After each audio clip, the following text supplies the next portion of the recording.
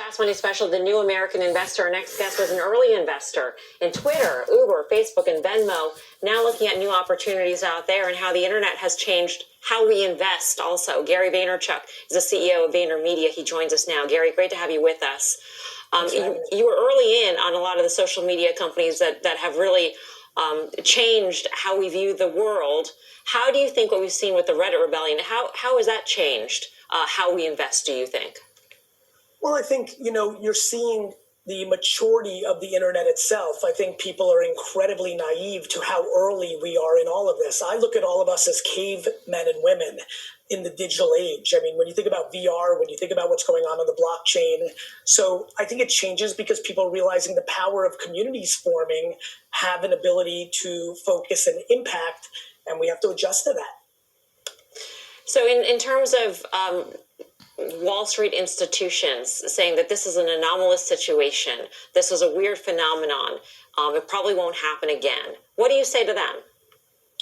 That's naivete completely grounded in their own self-interest.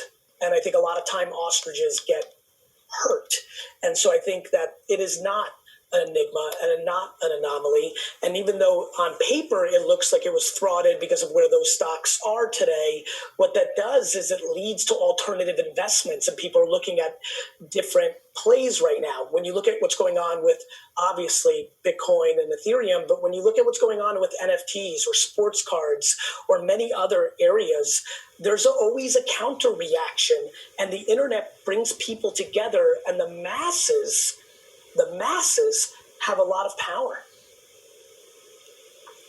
Hey, Gary, it's Lindsay. I think you're making a really great point. The masses do have power here, and I find it very interesting that they're embarking into the world of investing, something that many people didn't have the confidence to do for the longest period of time. Do you think that they'll stay in the investment space in the stock market, or do you think that they're going to, flock to these alternative investment ideas like you just stated? I know sneakers is another area, a hot area too, for trading. Where do you see the future? I think it's a game of both, right? I don't think it's or, I think it's and. But I think this is the culmination of a decade of entrepreneurship and investing and savviness and capitalism and Americana maturing. I mean, you have an incredible amount of 13 to 21-year-olds who associate themselves with entrepreneurs or influencers that are going to do business. And so I think that this is a reality to the access people have through things like this and the interest people have. Go look at everybody 15 to 25. Entrepreneur is in a stunning amount of those bios. Hey, Gary, this is Delano. So when you think about NFTs, you mentioned digital scarcity, NFTs. What's going on in that space? It's really early, as you mentioned. I think it's a great area for people to really get tapped into, do some research. What are you seeing? Where can people start to learn a little bit more about that space? I think when you look at that, Bitsky.com is a platform that I think is worth looking at. The Flamingo Project. I mean, if you just go to the hashtag NFT on Twitter right now, there's an incredible amount of information. Beeple, the artist, just Google search what he's up to with Christie's.